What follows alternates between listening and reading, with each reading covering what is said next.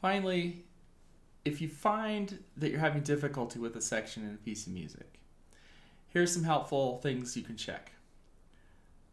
First one, check to see if your fingers are doing too much of the work. Right? You want your arms to be taking the bulk of the labor of moving side to side on the piano and finding your position. Gravity is doing a lot of the work. Your skeleton is doing a lot of the transfer of energy into the key, and your fingers shouldn't be doing tons and tons, right? Even in fast playing. In fact, the faster, the closer you want to be to the keys, the faster you're playing.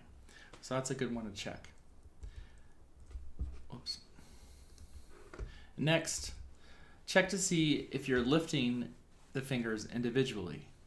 Generally, we can play fast without lifting. Again, I'll just demonstrate with a scale real quick here.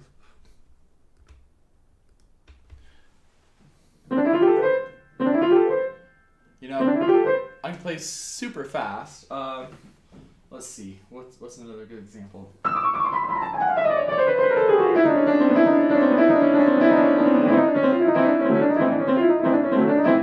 You know, my fingers they're not inactive, but they're not doing a lot of this kind of stuff. It's just, a lot of falling into the keys and falling into the keys and following through to get the fast notes. One rule of thumb is the more notes you can take with one arm motion, usually the easier. Not always, but that's a rule of thumb. Okay, next, check to see if you have too many impulses per measure. We'll talk more about this when we get more into outlining itself, but we want to make sure that we're feeling a large sense of pulse and we're not punching each individual note, right? An extreme example might be if I were to play, I don't know, Mozart, let's see. Right, we want we want gestures. We don't want.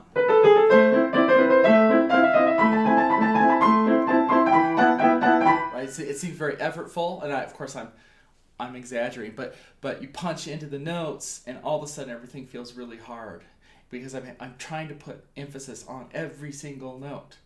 Well, in music, if everything's emphasized, nothing is, and your playing loses its grace and expressive power. So be sure that you know what you're emphasizing, and everything else can be lighter. Boy, that makes things a lot easier. All right, check to see if you're holding notes longer than necessary. This is a big one. If something feels difficult, check this first.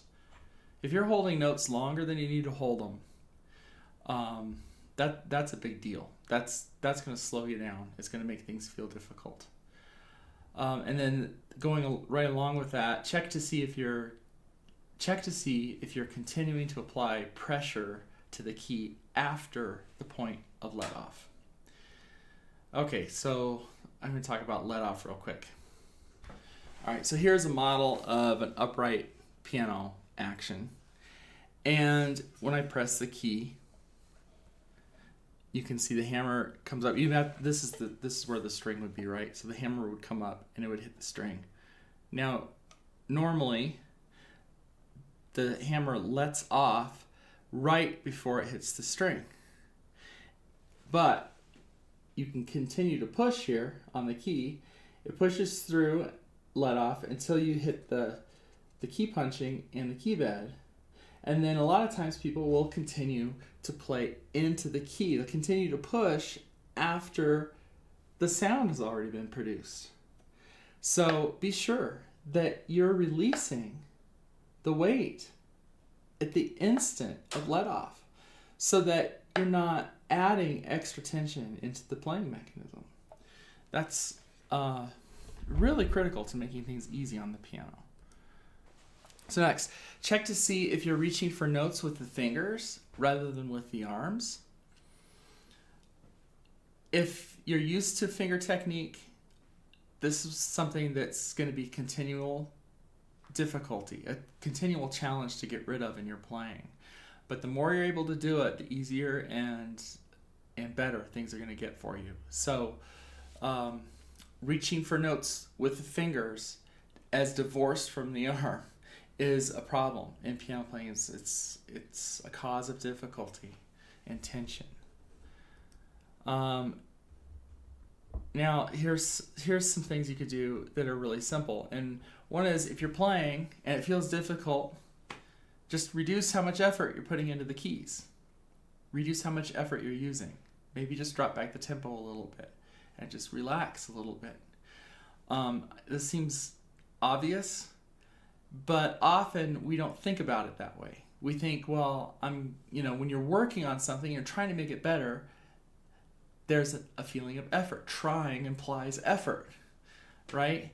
But if we can reverse that a little bit and try in a different way, try to find the easiest path for ourselves as we're practicing, then often we'll come up with solutions that don't increase tension and that allow us to play with ease right from the beginning. The next one, stop and take a break. If you are feeling fatigue and you just feel like you're hitting a wall with your practicing, things aren't getting better, it's just often time to take a break. Remember, think about the Pomodoro approach, where you just set a timer.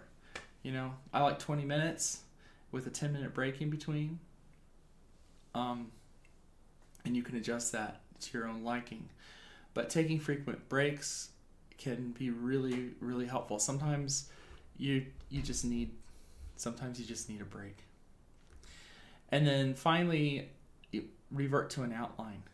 So let's say you're working on some really complex material and you're getting tangled up and you're stopping all the time. Well, that's not doing you any good. So back up to the outline again before you started tucking in so many details. Go back a step. We haven't talked about outline yet at this point in the course, but in the next lesson and the next couple lessons, you'll be learning a little bit more about applying specific outlines or applying outlines to specific pieces a little bit, so that you can use it in your own practicing. But revert to an outline if things are getting difficult. It could just be that the motion, the arm movements aren't clear enough yet to allow you to tuck in the details. So clarify the structure. Go back, clarify the structure again. Listen for the progression, whether it's just the outline of the melody or the harmonic progression. Listen for that as you're doing that slow outline, and then slowly tuck the details back in. Things should get easier. So as a kind of parting comment here, if something's difficult, back up a step and make some observations about what's happening. Avoid the tendency to just try harder, because that's a recipe for tension and potentially injury if you take that too far. And I should also say, never play through pain.